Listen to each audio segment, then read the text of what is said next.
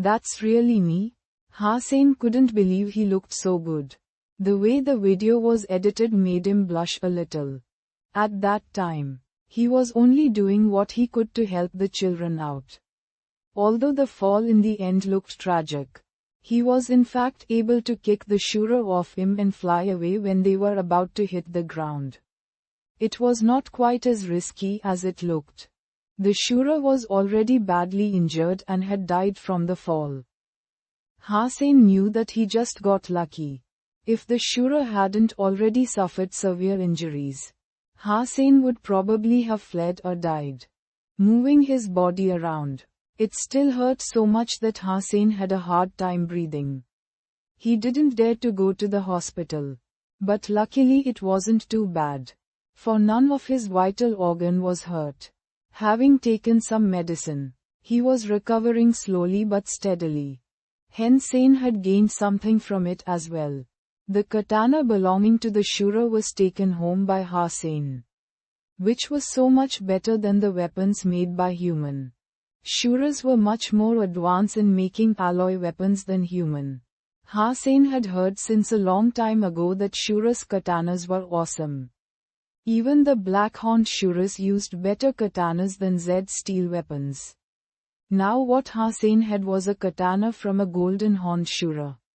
Which should be the best of the best. There was simply no product of the same level as this katana. Hussein wielded the katana and felt that it was frighteningly sharp as it felt as if it could break the air. Hussein no longer dared to try the katana out with any weapon, for he knew the katana was probably even sharper than his Z steel dagger. The video was so widespread that Hussein was also worried that people might recognize the katana, and thus himself to be duller. So he had decided to make some changes to the katana, which were mainly to change its color. He spray painted the katana in a golden color so it looked as if it were made of brass. He also ordered a cheap but flamboyant sheath on the skynet so no one could tell it was a shura katana when it was in the sheath.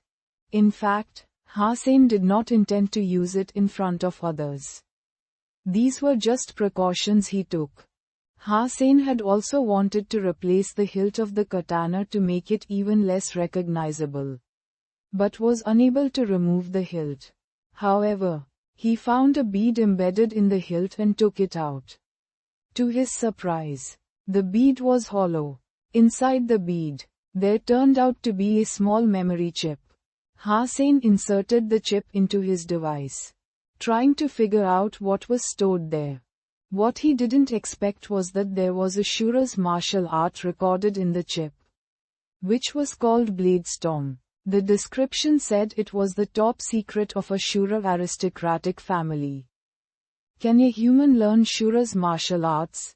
Wondered Hussein. After reviewing Blade Storm, he was convinced that he could learn it as long as his physical fitness level was high enough. Hussein started to try and practice Blade Storm and didn't encounter too much obstruction, which meant his physique had reached the prerequisite of Blade Storm. Blade Storm sounded like weapon skills, but it could also be used without any weapon. The key was to fully explore the potentials of one's body in order to launch swift and powerful strikes. If one became skilled in Blade Storm, one could launch those strikes with any part of one's body. Hussein hadn't recovered at the moment anyway, so he didn't go back to God's sanctuary and stayed home practicing Blade Storm.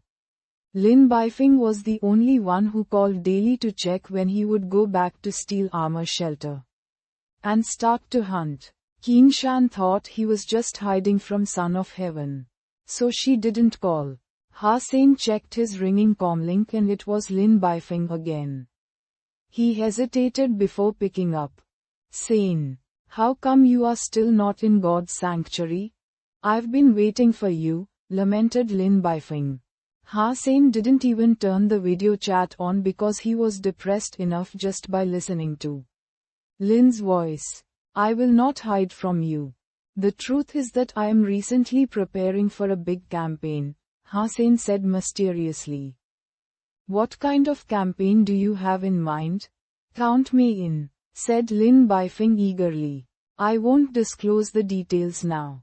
But at least we'll be able to hunt mutant creatures. Ha Sen was telling the truth. He was planning to go into Dark Swamp as soon as he recovered. He couldn't guarantee sacred blood creatures, but there would surely be mutant creatures. Sen, you must count me in, said Lin Bifeng hurriedly. I'm working with others on this. So the team members are fixed and I cannot add anyone in. Ha Sen kept Lin Bifeng in suspense. Before he continued, but I'm short of money recently. And if you can provide me with some Z steel arrows with 5% Z steel, I will send you part of my share of the praise. And it won't be less than an entire mutant creature. Excellent. I'll send you those arrows right now, replied Lin Bifeng without demur. Hang on. I'm busy at the moment. Just have the arrows ready and I'll contact you when I'm ready, said Ha Sen. It's a deal then. Don't eat your own words. Lin Bifeng still felt insecure. You can rest assured that you will get your share. Ha Sen had been concerned where he could get some nice arrows. Now that Lin Bifeng was willing to sponsor him, he was all set. It was mutually beneficial as well. He would give Lin some mutant creature meat when he came back.